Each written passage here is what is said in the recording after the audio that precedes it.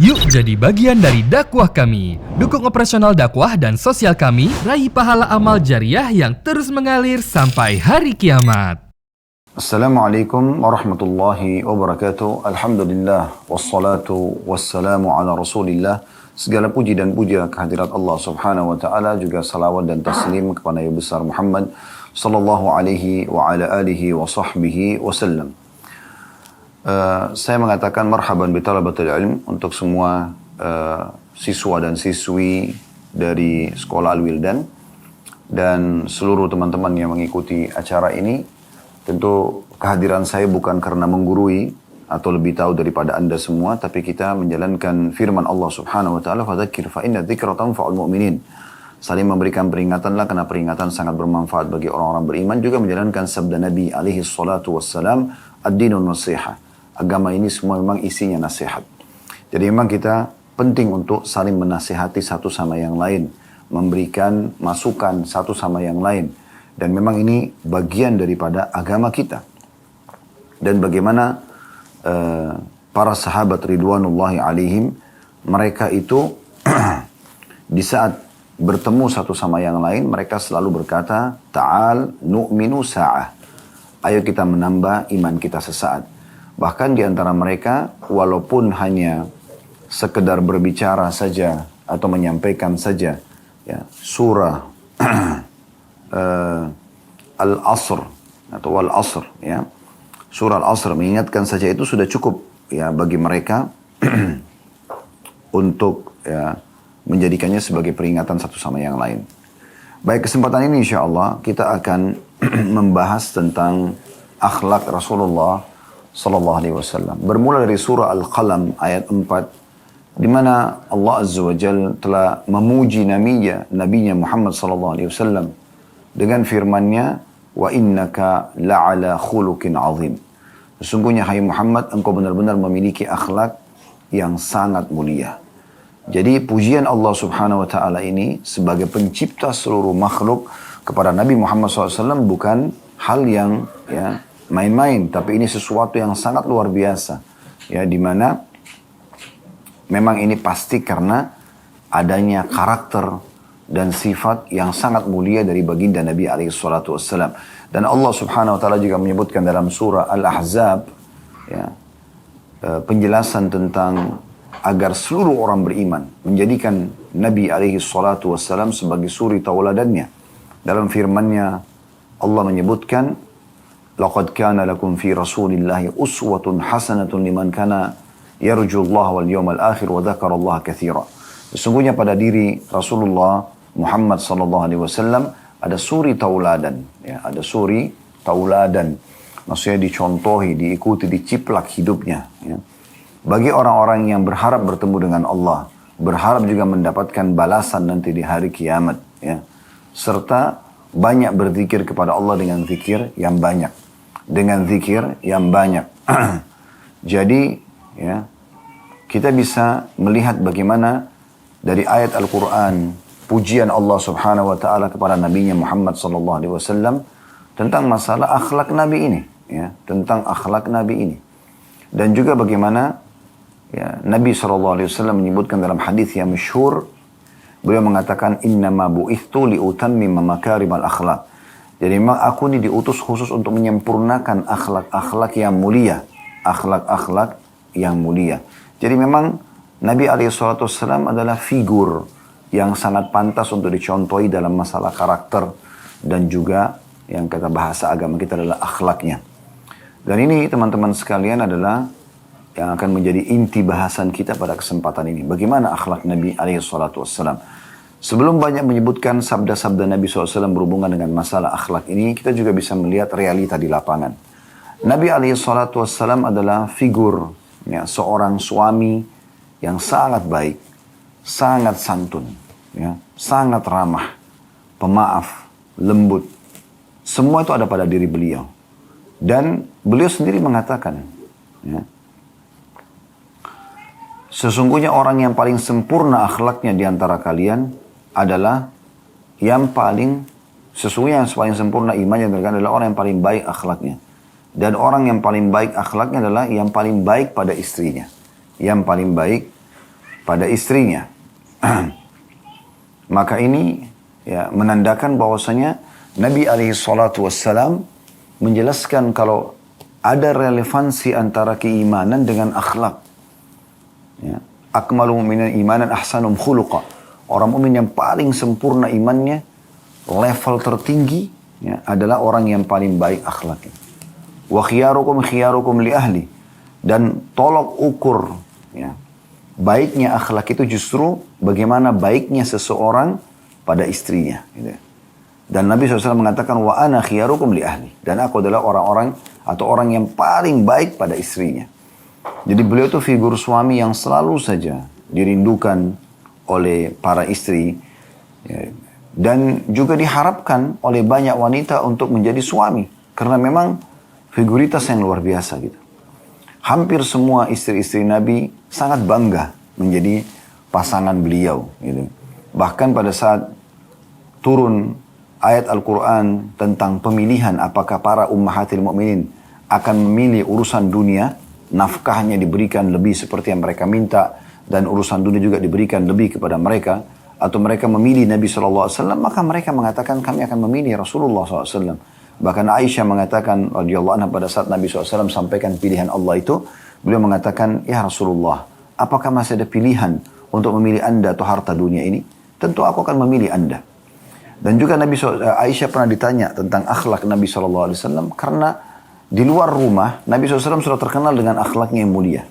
Di luar rumah sudah terkenal dengan akhlaknya yang mulia. Santun, ramah, sopan, dermawan, pemaaf, pemberani, semua ada karakter-karakter yang positif dalam diri beliau.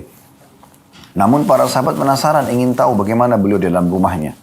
Maka datanglah beberapa orang sahabat menuju ke rumah Ummul Mukminin Aisyah radhiyallahu anha, karena rumah beliau yang paling dekat dengan masjid dibandingkan rumah-rumah Ummul Mukminin yang lainnya. Maka mereka bertanya, kaifa kana khuluqun Nabi sallallahu alaihi wasallam? Bagaimana akhlaknya Nabi sallallahu alaihi wasallam? Maka Aisyah mengatakan radhiyallahu anha, kana khuluquhul Quran. Kayak sulit sekali untuk menggambarkan bagaimana indahnya akhlak beliau. Maka Aisyah cuma mengatakan akhlaknya Nabi adalah Al-Quran.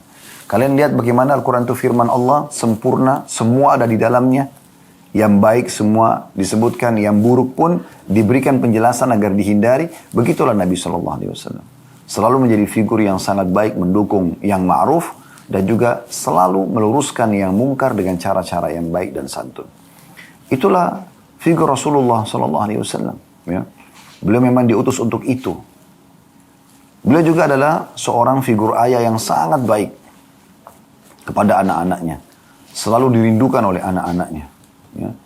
Sampai waktu beliau wafat, maka sempat ya, ditaburkan tanah ke dalam lubang kuburan Nabi SAW, dan Fatimah radhiyallahu anha melihat ya, ke arah kuburan tersebut sambil meneteskan air mata. Dia mengatakan, apakah jiwa kalian bisa menerima untuk meletakkan tanah ke arah tubuh Nabi SAW? Waktu kena sayangnya sama ayahnya gitu ya. Dan juga pada saat di Mekah sempat salah satu tokoh Mekah, dia seingat saya Uqbah bin Abi Mu'aid yang akhirnya terbunuh di perang Badr, sempat menuangkan kotoran unta di atas kepala Nabi SAW yang mulia pada saat beliau sedang sujud di depan Ka'bah. Dan dia juga yang pernah menginjakkan telapak kakinya ke leher Nabi sampai Nabi SAW mengatakan seakan-akan aku akan meninggal dunia karena kerasnya injakan tersebut. Maka pada saat itu Fatimah datang lalu menangis dan membersihkan kepala ayahnya karena merasa ayahnya, dan dia merasa ayah ini hadir dalam hidupnya, kalau tidak mungkin ya. Dan Nabi SAW mencontohkan kepada semua umat ini bagaimana bermuamalah dengan anak kecil, bermuamalah dengan anak-anak yang atau remaja yang lebih muda. Beliau SAW mengucapkan salam kepada semua orang, apakah anak-anak, remaja. Dan SAW kalau masuk ke dalam kota Madinah, sementara beliau datang dari perjalanan, apakah safar atau yang lainnya, pasti sudah disambut di pintu gerbang Madinah oleh anak-anak kecil Madinah. Ada yang bergantungan di telapak kaki Nabi yang kanan, ada yang kiri, ada yang di tangan kanan, ada yang di tangan kiri, ada juga yang bergelantungan sampai di pundak Nabi SAW. Dan pada saat sudah tidak mampu lagi memegang anak-anak muslimin, beliau mengatakan kepada para sahabat, bantulah aku. Maka Abu Bakar, Umar dan sahabat-sahabat yang lain menggendong anak-anak muslimin tersebut. Ya. Ini menandakan kenapa? Karena ada figur ayah yang penuh dengan sifat penyayang, ya, penyantun. Bukan cuma pada anak secara langsung, kepada cucu pun sama. Pernah Hasan dan Husain datang dan lewat di hadapan Nabi SAW di masjid, sementara Nabi lagi ngobrol dengan para sahabat. Maka pada saat itu Nabi SAW memeluk keduanya dan menciumnya. Ada Al-Aqra' bin Habis, salah satu sahabat, dia kaget pada saat itu melihat. Dan dia mengatakan, apakah kalian mencium anak-anak kalian? Sesungguhnya aku memiliki 10 orang anak, belum pernah aku cium selamanya. Maka Nabi SAW menghadap ke arah Al-Aqra' sambil mengatakan, ya, aku tidak melihat kecuali Allah sudah mengangkat kelembutan dari hatimu.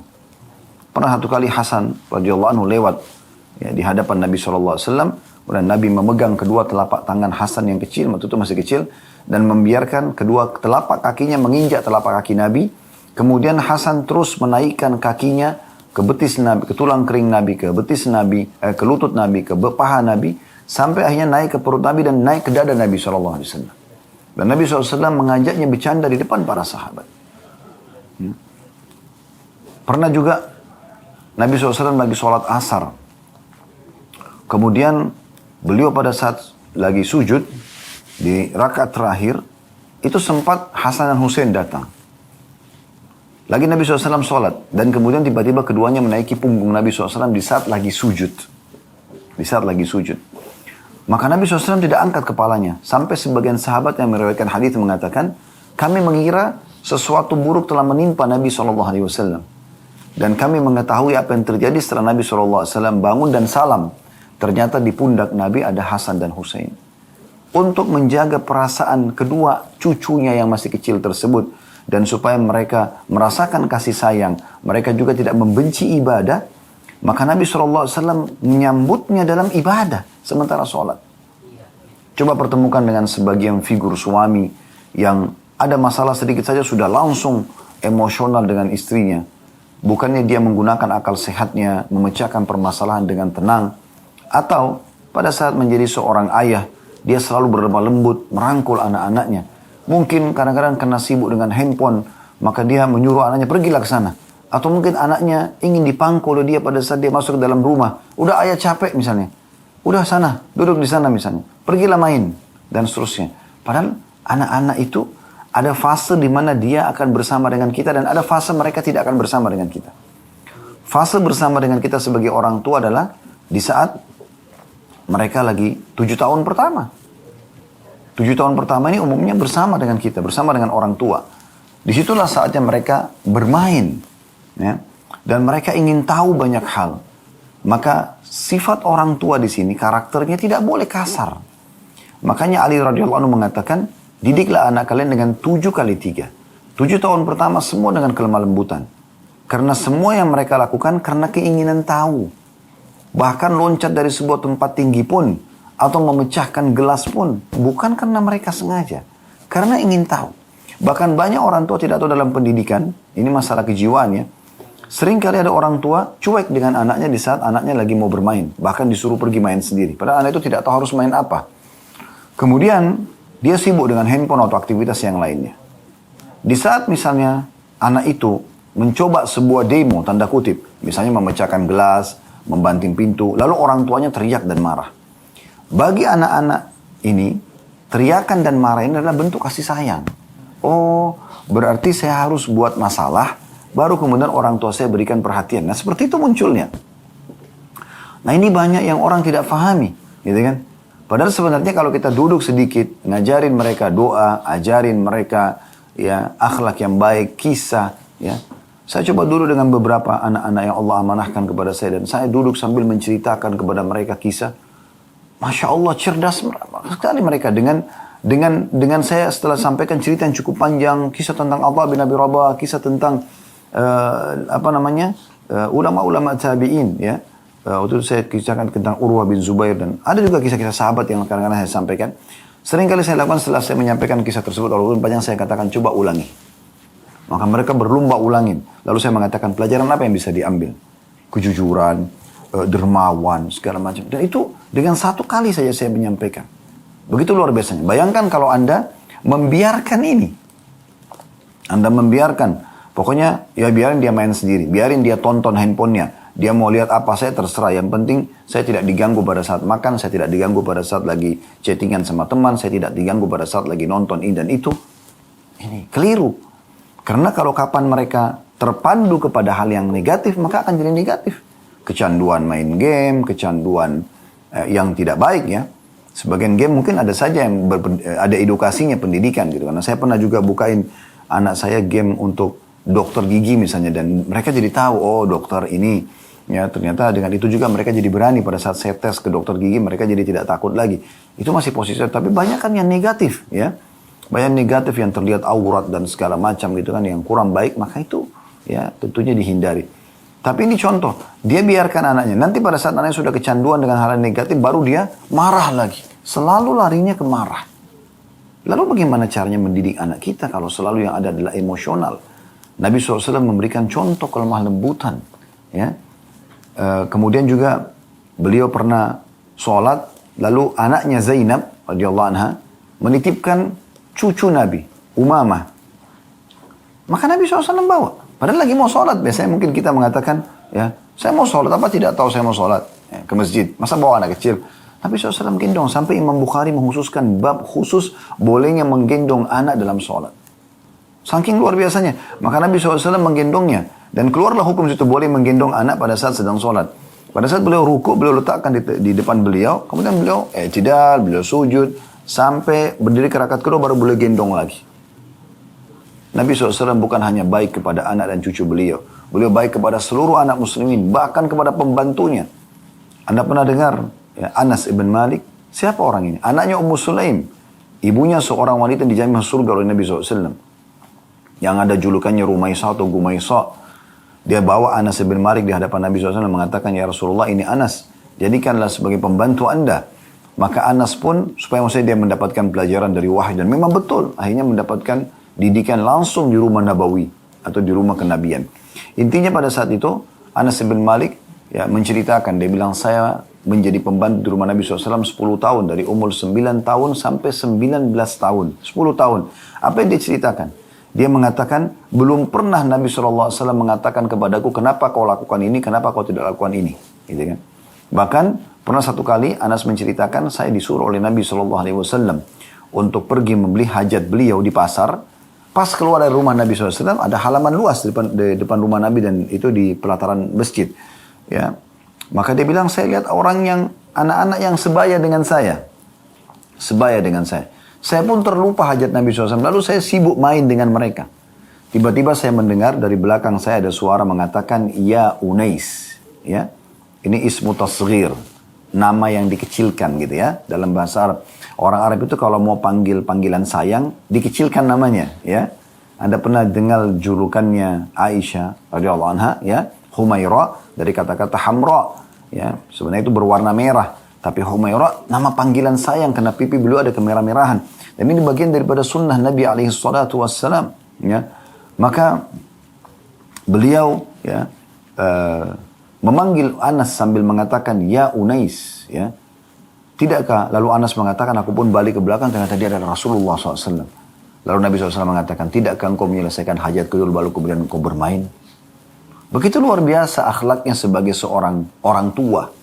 Tentu di sini bukan cuma sekedar ayah, ibu pun sama. Berapa banyak di antara ibu yang sangat kasar dengan anak-anaknya. Yang keluar tutur katanya semua tidak baik. Tadi waktu sholat duhur saya sempat kultum di musola dekat kantor kami. Terlintas kisah tentang Syekh Sudais. Ya. Tiba-tiba saya terlintas di benak saya maka saya sampaikan. Pernah satu kali diwawancarai beliau oleh wartawan di TV nasional Saudi. Apa rahasianya? Kenapa Anda menjadi imam haram seperti ini? Ada banyak imam haram tapi tidak setenar beliau gitu. Di mana-mana orang banyak mencontohi suaranya dari imam-imam masjid. Dan kalau beliau sholat itu luar biasa gitu. Pengaruhnya sangat besar. Ya maksudnya efek kehusyuannya, doanya. Sampai sekarang di malam-malam ganjil, terutama di malam yang diharapkan Lailatul Qadar, pasti beliau disuruh berdoa. Di khatam Quran juga begitu. Ya.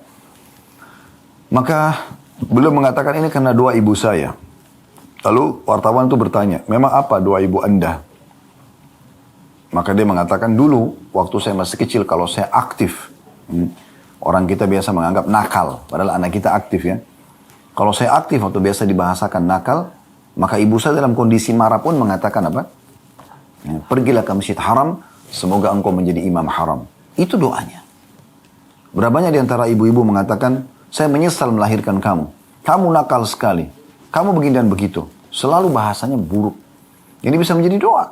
Bukankah Nabi SAW mengatakan dalam hadis ya, yang sahih beliau mengatakan jangan ucapkan kalimat buruk pada diri kalian, harta kalian dan keturunan atau keluarga kalian karena bisa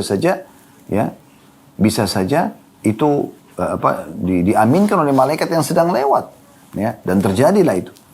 Makanya kami biasa kalau ada di antara jemaah yang berbicara memiliki permasalahan dalam rumah tangga dengan anak-anaknya, dengan lingkungannya, maka selain saya ngajak taubat kepada Allah SWT, introspeksi diri di sini isinya adalah bagaimana mengucapkan secara khusus kepada Allah, ya Allah, kalau seandainya ada perkataan buruk dari hamba ini, buat diri hamba, buat keluarga hamba dan harta hamba yang menjadi penyebab permasalahan yang muncul ini, maka maafkanlah.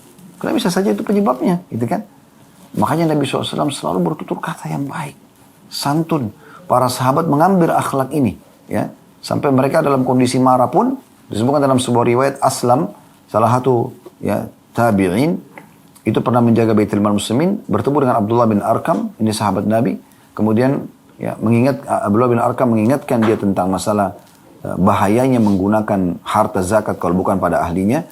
Maka dalam kondisi Aslam sempat tersinggung lalu dia mengatakan yakfirullahu lak, semoga Allah memaafkan Anda. Kenapa Anda ucapkan ini kepadaku? Jadi bahasa ini sebenarnya yakfirullahu lak di Timur Tengah juga, semoga Allah ampuni Anda. Lalu kemudian dia sebutkan kenapa Anda ucapkan perkataan ini. Juga di Timur Tengah sudah biasa kami dengar itu. Allahu yahdi, semoga Allah berikan Anda hidayah. Kemudian dia mengatakan, kenapa engkau telat? Kenapa engkau lakukan ini? Begitu. Kenapa kita tidak ucapkan kata-kata ini kepada anak-anak kita? Kepada pasangan kita, supaya jadi bagus. Gitu kan? Dan banyak contoh dalam masalah ini yang dicontohkan oleh Nabi SAW. Ini sebagian kecil ya, karena melihat keterbatasan waktu kita. Kemudian juga Nabi SAW menjadi seorang figur, ya, sahabat, teman yang sangat sempurna. Sampai beliau selalu dirindukan oleh para sahabatnya. Setiap hari di depan pintu rumah Nabi SAW, sahabat sudah pada ngumpul. Gitu. Mau melihat wajah beliau. Karena wajahnya penuh dengan cahaya. Orang yang biasa tenang, ya, tidak emosional, orang yang bijaksana, apalagi orang yang sangat dekat dengan Allah, sering berwudu, sering berzikir, baca Al-Quran, orang yang bertakwa kepada Allah, itu wajahnya bercahaya. Kita melihatnya saja nyaman gitu. Melihatnya saja apa? Melihatnya saya sudah nyaman gitu. Dan terasa ada tambahan iman. Memang sudah begitu figur orang-orang beriman. Sampai Ka'ab pernah menggambarkan, saya pernah di depan rumah Nabi SAW dan saya sedang melihat bulan purnama. Dan sangat indah, mata saya tidak mau teralihkan dari bulan purnama itu. Ya. Kemudian saya melihat ke arah pintu rumah Nabi, kebetulan pintu rumah Nabi pas dibuka dan Nabi lagi keluar. Waktu itu menggunakan jubah berwarna merah dan baru habis mandi, rambutnya disisir rapi SAW. Maka Ka'ab mengatakan, aku pun melihat ke arah Nabi, aku menemukan Nabi lebih indah daripada bulan purnama itu. Beliau selalu dirindukan, beliau selalu diceritakan oleh para sahabatnya karena akhlaknya, karena penampilannya, karena segala macam hal. Ya. Mereka sangat senang menjadi para sahabat Rasulullah SAW. Dan kita pun tentu berharap bisa menjadi sahabat beliau karena akhlak-akhlak yang mulia. Beliau selalu menasihati dan merangkul dengan cara yang baik, dengan cara yang santun. Berapa banyak di antara sahabat yang berperilaku kasar karena mereka orang Arab Badui. Disebutkan dalam sebuah riwayat Bukhari bahwasanya ada seorang sahabat Badui datang dan mengatakan, ya Rasulullah, berikanlah aku dari harta yang Allah amanahkan kepada Anda. Perkataan yang kasar, bahkan sebagian mereka ada yang mengatakan, hai Muhammad, berikan harta Allah yang diamanahkan kepadamu. Sebenarnya orang ini terbiasa dengan pola seperti ini. Mungkin dia pun kalau minta makan sama istrinya, mana makanannya, berikan kepada saya. Nah, gitu. Jadi seperti itu. Nah. Tapi subhanallah, ya, Nabi SAW tidak seperti itu. Ya. Beliau tidak marah-marah, ya. Beliau sangat santun, sangat baik gitu, ya. Akhirnya beliau mengatakan, baiklah, ambillah ini. Nabi SAW berikan. Setelah Nabi berikan, Nabi SAW masih bertanya di depan para sahabat, cukupkah? Orang itu dengan santainya mengatakan, belum. Sebenarnya, sebagian ulama hadis menanggapi, orang Badui ini bukan kasar sebenarnya. Tapi bawaannya sudah begitu. Pribadinya mungkin karena tidak pernah dibentuk, tidak pernah diberikan masukan tentang akhlak yang mulia, sehingga memang muamalahnya seperti itu. Ada orang bawaannya memang karena lingkungan, karena keluarga yang membentuk dia menjadi seperti figur yang keras ataupun kasar. Maka Nabi SAW mengatakan, baiklah, silakan ikut ke rumah saya akan berikan kepada anda. Maka Nabi SAW mengajak orang itu ke rumah, lalu Nabi SAW berikan. Sampai orang itu, waktu Nabi SAW tanya, sudah cukup? Dia mengatakan, sudah cukup. Jazakallahu khairan. Perhatikan, orang ini mengatakan kalimat tersebut. Apa yang Nabi SAW lakukan? Sebagai bentuk akhlak beliau. Sebagai seorang sahabat yang baik. Beliau ambil positifnya, beliau tinggalkan semua negatifnya. Beliau mengatakan, kalimat kau ini sangat bagus yang kau ucapkan. Ketahuilah, di masjid tadi, waktu kamu pertama datang, kata-kata yang kau ucapkan, mungkin sudah menyinggung perasaan sebagian sahabatku. Bisa nggak? Saya ajak kamu sekarang ke masjid, lalu kamu ucapkan kalimat ini lagi. Kamu katakan, jazakallah khair, karena sudah cukup pemberian. Supaya mereka tidak tidak salah sangka dengan kamu. Maka dia mengatakan, baiklah. Maka Nabi SAW ajak lalu mengatakan, sesungguhnya di depan para sahabat, orang ini tadi datang dan punya hajat. Dia menyampaikan hajat, kami berikan kepada dia. Kemudian dia masih kurang, kami ajak ke rumah kami. Lalu kami berikan. Dan setelah kami berikan, ternyata sudah cukup buat dia. Bukankah begitu saudaraku? Iya. Lalu bagaimana? Dia mengatakan, jazakallah khairan. Kata Nabi SAW, lihat, dia mengucapkan perkataan positif ini. Ya, jadi jangan pernah ada yang marah dengan saudaranya ini. Dan orang itu pergi. Lihat bagaimana Nabi SAW menjadi seorang sahabat yang luar biasa. Gitu kan? Beliau kalau berada di tengah-tengah sahabat, selalu duduk, tersenyum, berbaur dengan mereka. Tidak ada eksklusif.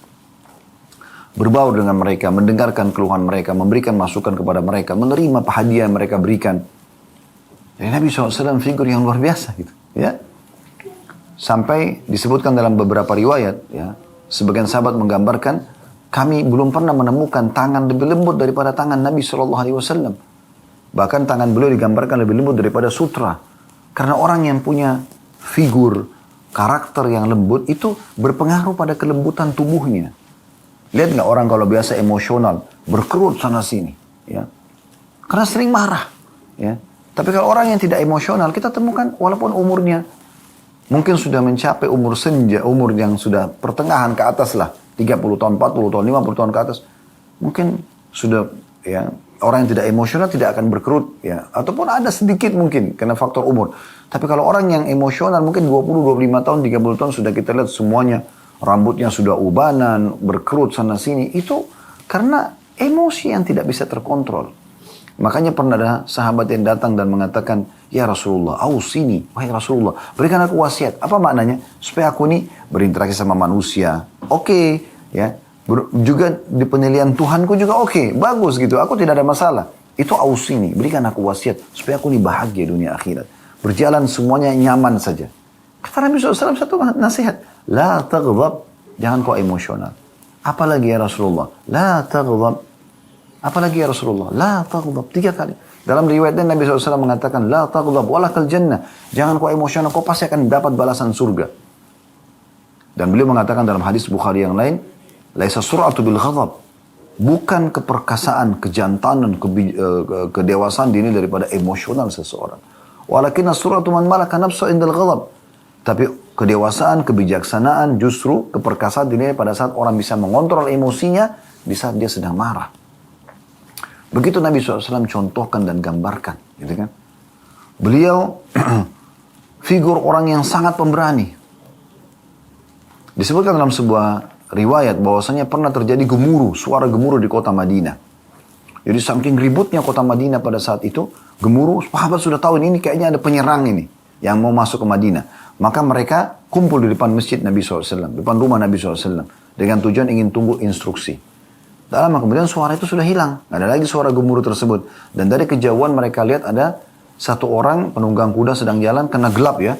Dia membawa obor, gitu kan, obor di tangan kanan dan pedang di tangan kirinya. Sambil jalan, begitu mendekat, karena makin jelas ada obor dekat di tangan kanannya, maka terlihatlah wajah Nabi SAW. Beliau tidak tunggu orang-orang, beliau dengan kena beraninya, beliau menuju langsung ke tempat lokasi sebagai seorang ya sahabat yang melindungi sahabat-sahabatnya. Bahkan ini bisa masuk dalam contoh seorang pemimpin yang luar biasa. Pemimpin yang menjadi suri tauladan. Bukan hanya duduk, ongkang kaki, perintah orang, enggak. Dia menjadi contoh. Terjun di lapangan. Ya. Nabi SAW contohkan itu. Beliau pemberani. Beliau juga orang yang sangat dermawan. Menunjukkan kepada para sahabat bagaimana seorang pemimpin menaungi. Pernah beliau diberikan banyak sekali keranjang-keranjang kurma. Dan ada beberapa orang dari Ansar datang, minta, ya Rasulullah kasih. Dikasih. Kasih. Dan Nabi itu kalau beri teman-teman sekalian bukan seperti misalnya punya 10 kue, kita cuma kasih 1 kue. Enggak. Nabi SAW lihat, oh orang ini punya keluarga sekian. Butuh 10 langsung dikasih. Butuh 5 dikasih. Jadi bukan main-main untuk memenuhi kebutuhan. Bukan hanya sekedar kayak melepaskan tanggung jawab atau supaya orang ini tidak tuntut lagi. Enggak. Jadi luar biasa, kedermawanan yang luar biasa. Makanya Jabir bin Abdullah menggambarkan karena Nabi SAW ajwadun nas. Nabi SAW adalah orang yang paling dermawan, susah digambarkan. Bahasa Arabnya ajwad. Ya. Orang yang sangat jud, orang yang melampaui batas kedermawanan. Kalau ada orang, digambarkan kalau dari bahasa Arab itu, kalau ada orang yang suka memberi dengan, pada saat orang minta, misalnya ada orang datang minta dikasih, itu dikatakan orang yang baik. Ya. Tayyibun nafs, atau yang bahasa-bahasa yang semirip dengan itu. Tapi kalau ada orang yang tanpa dimintai dia beri, ini namanya orang yang jud, karam. Orang yang punya kedermawanan yang luar biasa. Nah itu dimaksud dengan ajwadun nas. Nabi SAW itu tidak tunggu orang minta. Tidak minta pun beliau kasih. Suka sekali begitu. Dan beliau tidak pernah menolak siapapun yang minta. Selalu beliau kasih. Bahkan Anda perlu tahu, ada hadis-hadis Nabi SAW ya, yang menegur ya, orang-orang yang punya kelebihan harta lalu dimintai. Lalu dia mengatakan tidak ada misalnya. Itu ada teguran tersendiri oleh Nabi SAW. Yang jelas, beliau pernah memberi. Akhirnya habis keranjang-keranjang kurma. Beliau sendiri belum makan, beliau sendiri juga belum bawa pulang ke rumahnya. Tanya masih ada orang yang datang minta. Ya Rasulullah, saya juga mau. Sudah habis. Nabi SAW tidak mengatakan, oh sudah habis. Enggak kau lihat sudah habis? Enggak. Atau saya sudah tidak punya? Beliau diam saja. Lalu Umar bin Khattab, yang merupakan sahabat beliau dan juga mertua beliau radhiyallahu anhu, di sebelah Nabi mengatakan, ya Rasulullah, Allah tidak bebankan Anda di atas kemampuan Anda. Artinya sudah, Anda sudah bagi tadi, ini sekarang orang minta sudah nggak ada. Nabi SAW tetap diam. Ali bin Abi Thalib di sebelah Umar, yang merupakan sahabat beliau juga, sepupu beliau, sekaligus anak mantu beliau dan mertuanya Umar. Karena di akhir hidupnya Umar bin Khattab, beliau menikah dengan Ummu Kalthum binti Ali. Ya. Dan ini untuk menjelaskan tambahan informasi saja, kalau para sahabat itu saling dekat satu sama yang lain. Ya. Di mana orang Syiah membenci Umar bin Khattab, memuliakan Ali. Padahal sebenarnya mereka saling memuliakan satu sama yang lain. Maka Ali bin Abi Thalib mengorek kantongnya dan menemukan ada 3 dirham uang. Lalu beliau mengatakan, ya Rasulullah, ini masih ada sedikit harta saya. Berikan kepada siapapun yang Anda inginkan. Maka Nabi SAW senyum. Beliau langsung kasih kepada orang yang minta. Lalu beliau mengatakan kalimat yang mulia. Bihadza umirtu. Beginilah aku diperintahkan. Memang begitu. Seorang pemimpin yang selalu ingin menaungi, selalu ingin memberi sifat kedermawanan yang luar biasa. Baik sebagai individual ataupun sebagai pemimpin. Ya. Dan beliau pernah menyebut sebuah hadis yang mulia, dan ini diangkat oleh Imam Az-Zahabi rahimahullah dalam kitab Al-Kabair beliau. Tentang bahayanya bukhul, pelit, lawannya dermawan. Gitu kan? Pernah satu kali beberapa orang Ansar datang, lalu mengatakan, waktu ditanya oleh Nabi SAW, siapa pemimpin suku kalian? Kebetulan pemimpin suku mereka baru wafat. Maka kata mereka, Fulan bin Fulan, disebutkan namanya. Kemudian kata Nabi SAW, bagaimana dia? Mereka mengatakan dia tampan, punya wibawa, hanya saja dia bakhil. Dia perhitungan, pelit. Ya. Maka kata Nabi SAW, penyakit jiwa apa yang lebih berat daripada pelit itu? Sampai dengan adanya perkataan Nabi SAW yang tegas ini, dan juga beberapa dari Al-Quran dan juga hadis Nabi SAW sudah kami panjang lebar bahas di masalah bukhul ya, tentang kebakhil. Tidak bisa kita jelaskan semua di kesempatan ini. Itu menjelaskan karena adanya ancaman ini masuk dalam kategori dosa besar. 3 buku dosa besar yang kami bedah. Imam Az-Zahabi dalam kitab Al-Kabirnya, Syekh Muhammad bin Najib dalam kitab Al-Kabair, dan Syekh Muhammad bin Al-Wahhab dalam kitab Al-Kabairnya. Ini semua masih berjalan di Rabu malam, nanti malam insya Allah. Dan kita sudah masih berada di kitab yang ketiga, kitabnya Syekh Muhammad bin Abdul Wahhab rahimahullah dalam kitab Al-Kabairnya. Dan insya Allah nanti malam kita akan bahas tentang merendahkan dan mengagumi nikmat Allah Subhanahu Wa Taala. Ya, jadi kalau Anda punya waktu, Anda bisa hadir baik offline ataupun online insya Allah di Blok M Square nanti malam ya selepas maghrib. Tapi intinya teman-teman sekalian, bagaimana Nabi SAW mencontohkan sifat kedermawanan. Di sini saya ingin berbagi juga kepada orang tua, mungkin wali-wali sekolah Al-Wildan ataupun yang hadir secara online. Ya, coba ubah pola. Ini saran saya saja, ini saran ya. Ubah pola selalu menanamkan kepada diri anak-anak menabung, belikan celengan. Kenapa disuruh menabung? Kenapa bukan disuruh sedekah? Berarti menabung tidak boleh dalam Islam, Ustaz? Boleh, tapi kalau itu yang menjadi pedoman hidup, selalu ditekan menabung ya nak, belikan celengan. Ini Anda sedang menanamkan sifat bakhil kepada dia. Ya. Kalau Anda punya 2 orang anak, Anda belikan masing-masing celengan, dan Anda berikan uang untuk selalu supaya nabung, pastikan sudah terlihat efek sifat bakhil itu. Kapan si kakak memegang celengan si adik, maka si adik akan marah. Kapan si adik pegang celengannya si kakak akan marah. Pasti. Ini bisa berantem bahkan. Bukan cuma itu. Kita sebagai orang tuanya pun kalau memindahkan celengan si anak, maka anak akan mengatakan, siapa yang pindahkan celengan saya? Ibu nak. Ibu ini. Nah, ayah ini. Itu kan punya aku. Nah, ini efek daripada itu. Ya. Orang-orang kapitalis mengatakan menabung pangkal kaya. Ini bentrok sekali dengan Islam. Islam adalah sedekah pangkal kaya. Berikan uang jajan kepada anak-anak dan bahasakan ke mereka. Nah, nanti pada saat istirahat, kalau lagi belanja di kantin, ya, belikan temanmu ya. Kalau ada teman yang tidak mampu, ataupun ada sahabat kamu, belikan saja. Tidak masalah. Ajarkan mereka bersedekah. Pergi ke masjid atau musola dekat rumah, berikan uang, biarkan mereka terbiasa berikan di celengan masjid. Anak-anak kami, karena kami biasakan ini, setiap kali jalan pun, di jalan, kadang-kadang mereka sudah ingatkan, abati, itu ada orang miskin. Nah mereka tahu, sering kami mampir berikan kepada orang-orang ini. Mereka sudah terbiasa, bahkan mereka berlomba, saya abati, maksudnya saya yang memberikan gitu. Saya berikan mereka untuk memberikan. Maka ini contoh, karena Islam memang mengajarkan begitu. Dan Rasulullah SAW berakhlak dermawan. Kita sedang pelajari akhlak beliau SAW. Tanamkan itu. Kadang-kadang yang saya tidak bisa, masih belum bisa nangkap itu ya. Adanya suami istri yang ribut tentang utang piutang. Kamu pakai uang saya, kamu pakai uang saya. Itu kan uang saya. Subhanallah. Allah menjadikan suami istri sebagai pakaian satu sama yang lain, terus masih perhitungan dengan masalah uang. Ini unik sekali. Ya. Dermawan, kasih saja. Bolehkah istri memberikan kepada suami? Boleh. Bahkan itu sedekah yang paling afdal. Istri Abdullah bin Mas'ud radhiyallahu anhum ajma'in pernah mendengarkan motivasi Nabi SAW untuk sedekah. Bahkan dalam beberapa ulama hadis menerjemahkan dengan zakat bahkan. Kemudian dia pulang ke rumah, dia mengatakan kepada suami Abdullah bin Mas'ud, tadi kami mendengarkan ceramah Nabi SAW tentang sedekah. Ada sedekah saya mau keluarkan. Tapi saya tadinya berpikir untuk memberikan kepada anda. Cuma saya mau tahu hukumnya, boleh nggak? Kalau nggak boleh, maka saya akan alihkan ke orang lain. Cobalah tanya kepada Nabi SAW. Abdullah bin Mas'ud karena punya wibawa seorang suami, dia mengatakan, kamu saja yang pergi tanya. Maka pergilah istri Abdullah bin Mas'ud bersama seorang wanita Ansar yang lain. Datang ke rumah Nabi SAW. Kemudian menanyakan tentang masalah hukum ini. Walaupun bukan Nabi SAW yang keluar adalah Bilal pada saat itu radhiyallahu anhu. Kemudian ditanyakanlah hukumnya. Kalau tidak salah nama istri Abdullah bin Mas'ud Zainab. Ya. Maka Nabi SAW menjawab pada saat itu. Mohon maaf. Dikatakan kepada Bilal, sampaikan kepada Zainab itu. Kebetulan Zainab ini istri Abdullah bin Mas'ud dan satu lagi orang Ansar namanya juga Zainab. Dua-duanya lagi bertanya kepada Nabi SAW tentang hukum yang sama. Mereka wanita yang mampu, mereka mau memberikan kepada suami mereka yang tidak mampu. Maka kata Nabi SAW beritahukan kepada mereka berdua, bahwasanya kalau mereka lakukan itu, mereka akan mendapatkan 2 pahala. Pahala sedekah dan pahala silaturahimnya. Begitu juga dengan suami. Sulit sekali ketemu antara kelanggengan rumah tangga dengan bakhil. Bagaimana bisa? Gak mungkin. Sulit sekali ketemu kelanggengan persahabatan dengan bakhil. Gak mungkin.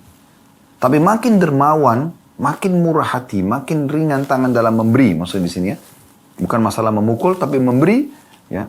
Dermawan. Maka makin disukai.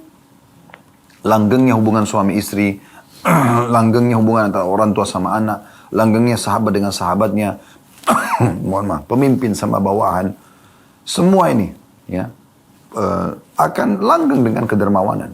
Makanya Nabi SAW contohkan sifat ini, karakter ini. Beliau orang yang sangat dermawan. Orang yang memberi itu pasti disukai. Orang yang bakhil pasti dibenci. Itu sudah umum. Ini figur Nabi SAW. Beliau orang yang sangat pemaaf. Sifat yang lain. Pemaaf sekali. Suka memaafkan. Dan Allah mengatakan dalam surah Al-Imran. Wal'afina anin nas. Orang yang suka memaafkan orang lain. Memang itu sifat orang-orang beriman. Ya. Allah yuhibbul muhsinin. Allah suka dengan orang yang berbuat kebaikan. Maka kita bisa lihat bagaimana Nabi SAW orang yang suka memaafkan. Pernah Anda dengar tentang Al-Wahsy? Wahsy, ya. Bukan Al-Wahsy, Wahsy namanya. Wahsy ini nama orang yang membunuh Hamzah di perang Uhud. Ya. Maka pada saat itu Wahsy ini di pembebasan kota Mekah, setelah pembebasan kota Mekah, di antara perang Hunain atau setelah perang Hunain, dia datang masuk Islam. Para Nabi SAW marah pada saat itu. Saya normal manusia, sampai Umar bin Khattab mengatakan saya tidak pernah melihat Nabi SAW menangis terisak-isak seperti tangisan pada saat Nabi SAW melihat pamannya Hamzah. Karena darahnya terbelah, jantungnya tercabut, hidungnya dipotong, mutilasi terjadi. Tapi pada saat masuk Islam, Wahsy, Nabi SAW terima. Masuk Islamnya Hindun, istri Abu Sufyan, yang memotivasi pasukan di perang Uhud. Ya. Dia juga yang menyuruh Wahsy untuk membelah dadanya Hamzah atau mutilasi. Bahkan salah satu dari 10 orang yang Nabi bolehkan untuk dibunuh pada saat menembus kota Mekah, membebaskan kota Mekah, di antaranya Wahsy dan Hindun ini.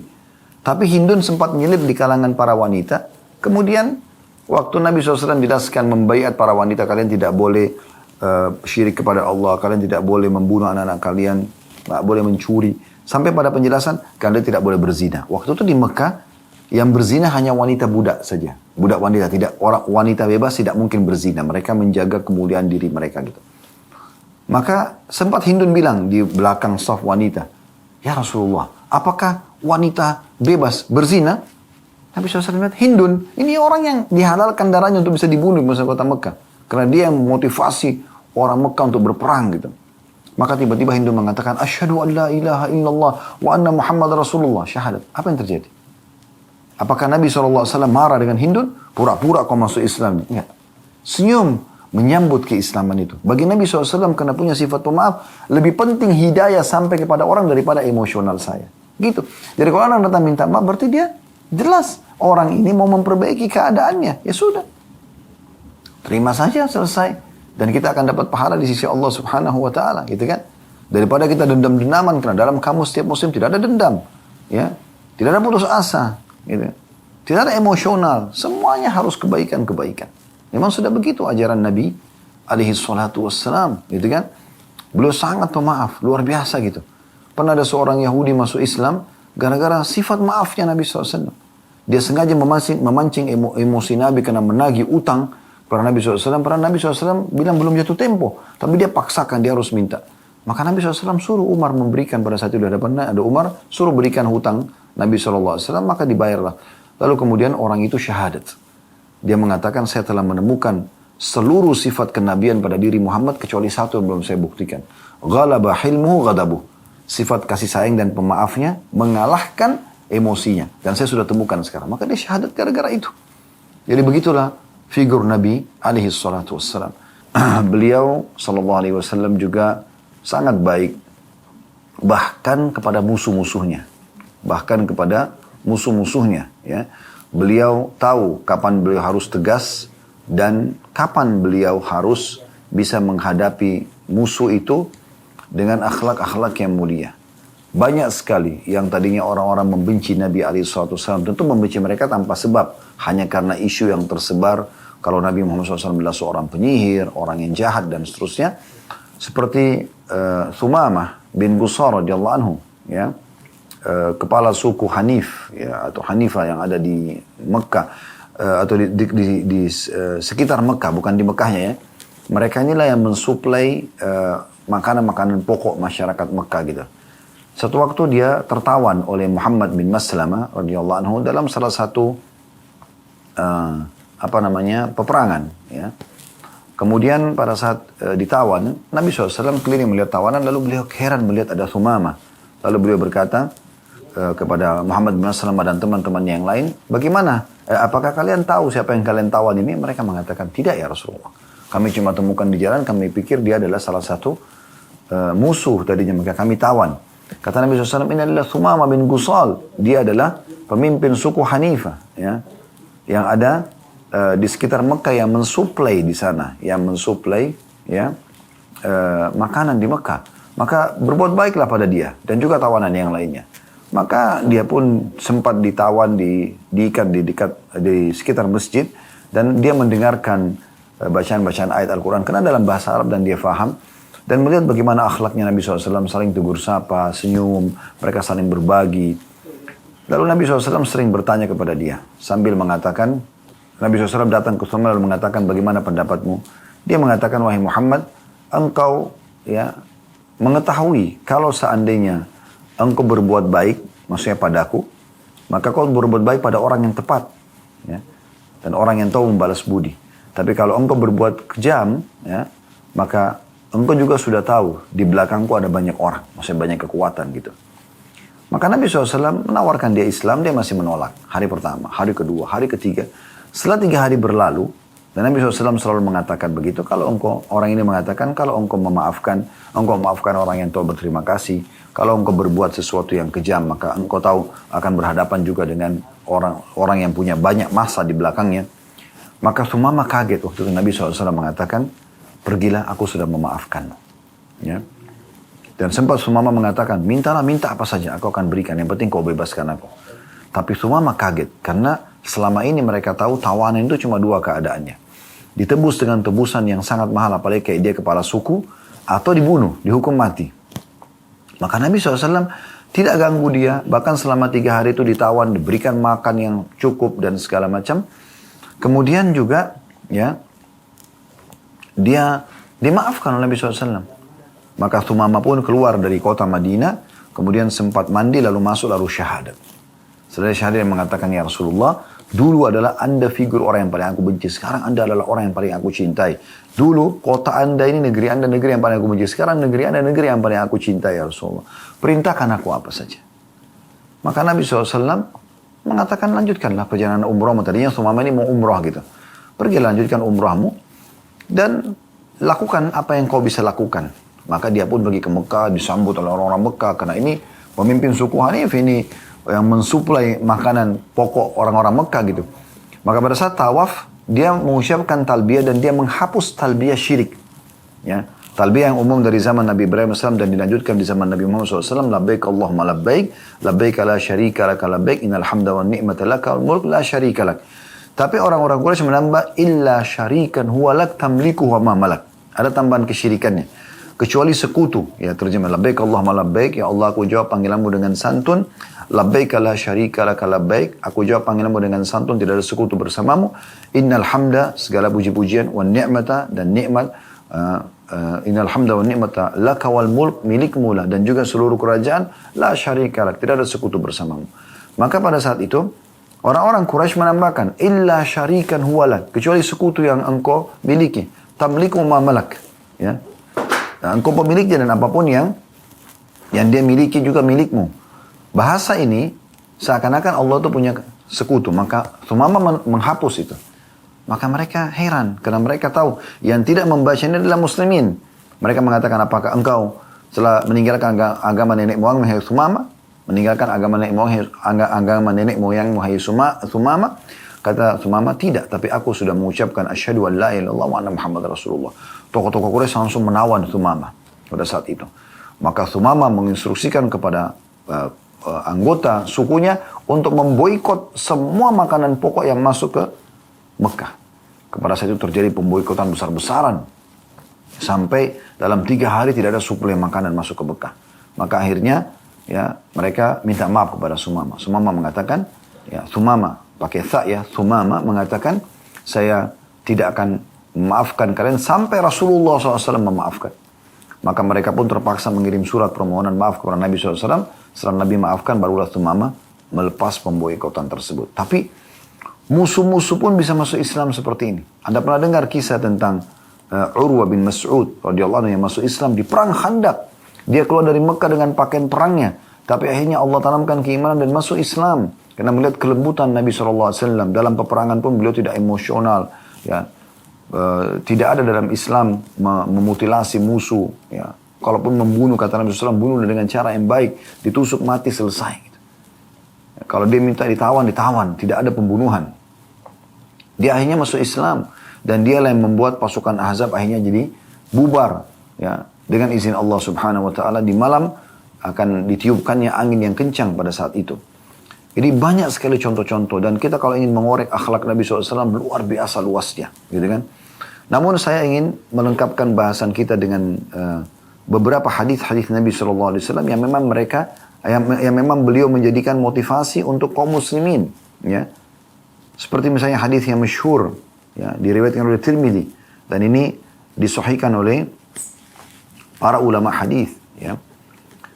Hadis Abu Darda radhiyallahu anhu di mana Nabi SAW bersabda, "Ma syai'un athqalu fi mizanil mu'mini yaumal qiyamati min khuluqi hasan. Wa inna Allah la yabghadu al-fahish al-badi." Artinya, tidak ada sesuatu yang lebih berat dalam timbangan seorang mukmin di hari kiamat nanti. Yang paling berat justru akhlak-akhlak yang mulia.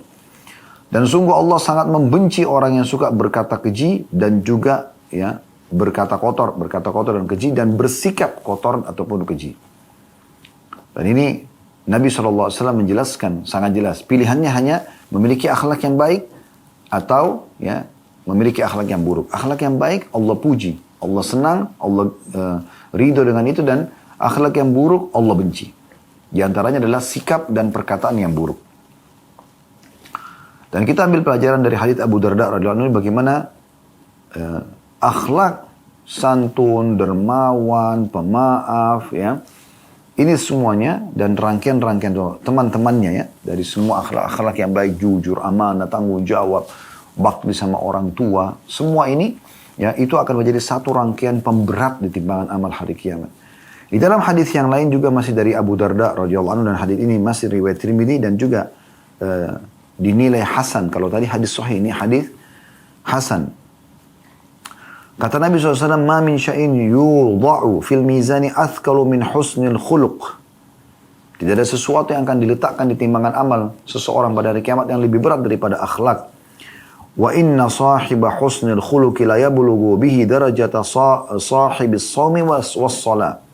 Dan ketahuilah sungguhnya orang-orang yang berakhlak mulia itu akan mencapai derajat-derajat tinggi di surga yang dicapai oleh orang-orang yang rajin puasa dan juga rajin sholat.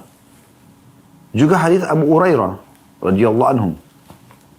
Dalam hadis yang diriwayatkan Tirmidzi juga dan Ibnu Majah dan dinyatakan sahih oleh para ulama hadis, yaitu Abu Hurairah mengatakan, "Su'ila Rasulullah sallallahu alaihi wasallam an aktsari ma yudkhilun nas al-jannah." Ditanyakan kepada Nabi SAW, apa sih yang paling banyak membawa orang masuk ke dalam surga? Tiket VIP ke surga apa sih? Supaya gampang masuk surganya. Nabi SAW simpulkan dua. Faqala taqwallah wa husnul khuluq. Patuh kepada Allah, apa yang Allah perintahkan kerjakan, apa yang Allah larang jauhi, dan akhlak yang mulia. Itu partnernya. Artinya, kalau ada orang beriman tapi akhlaknya buruk, itu tidak ada kebaikan padanya. Atau dia akhlak baik tapi tidak beriman, juga tidak ada kebaikannya. Tidak dinilai di sisi Allah SWT. Ya. Ini nanti kita lanjutkan hadisnya, tapi saya kuatkan dengan hadis lain, riwayat Bukhari Muslim juga. Pernah ada seorang sahabat bertanya, "Ya Rasulullah, di Madinah dia ada seorang wanita yang tidak pernah ketinggalan puasa, di siang hari tidak pernah ketinggalan sholat malam. Tapi lisannya tajam kepada tetangganya. Buruk akhlaknya." Kata Nabi SAW, "La khaira fiha hiya finnar." Mohon maaf. Nggak ada kebaikan padanya, dia pasti masuk neraka. Lalu orang yang sama mengatakan, "Ya Rasulullah, di Madinah ada seorang wanita, justru ibadahnya biasa saja. Tapi akhlaknya baik. Lisannya santun." Kata Nabi SAW, "Al khaira fiha wa hiya fil jannah." Kebaikan ada padanya dan dia pasti masuk surga. Coba bayangkan. Tiket VIP ke surga, itu luar biasa. Kemudian dikatakan masih lanjutan hadis tadi riwayat Tirmidzi dan Ibnu Majah, "Wa su'ila an aktsari ma yudkhilun nas al-nar, faqala al-famu wal farj." Dan ditanyakan kepada Nabi SAW yang paling banyak membawa orang masuk ke dalam neraka, beliau mengatakan mulut, ya, dan kemaluan. Lisan yang tajam. Ucapan orang mukmin hanya bisa keluar emas saja. Tanda kutip sini, maksudnya semuanya kata-kata baik. Zikir, berdoa, nasihat, ya. Atau hal yang mubah. Misalnya nanya kabar orang, tunjukin jalan yang alamat orang. Dan tidak ada kata-kata buruk dari lisan seorang mukmin. Ya. Tidak ada kata-kata kasar yang keluar. Begitu juga kemaluannya tidak disalahgunakan. Tidak diletakkan pada, ya, tempat yang salah. Ya. Maka itu adalah akhlak yang luar biasa. Ya, akhlak yang luar biasa gitu. Ya. Sehingga dia cuma meletakkan pada yang halal saja kemaluannya. Ya. Dan ini harus diperhatikan baik-baik oleh setiap mukmin tentunya. Dan kita kalau ingin bahas tentang hadis-hadis tentang masalah akhlak banyak sekali. Ya. Tapi saya rasa rangkaian tadi, contoh-contoh dari Rasulullah SAW di lapangan, ya, dan dipraktikkan oleh beliau dengan beberapa tadi hadis keutamaan akhlak ini, sudah cukup mewakili insya Allah. Baik teman-teman sekalian, baik teman-teman dari Al-Wildan dan juga yang lainnya. Mungkin sampai sini bahasannya, sudah pukul 14:09 kurang lebih. Semoga apa yang kita bahas hari ini bermanfaat dan insya Allah kita ketemu di kesempatan lain nanti. Subhanakallahumma bihamdika asyhadu an la ilaha illa anta astaghfiruka wa atubu ilaik. Wassalamualaikum warahmatullahi wabarakatuh.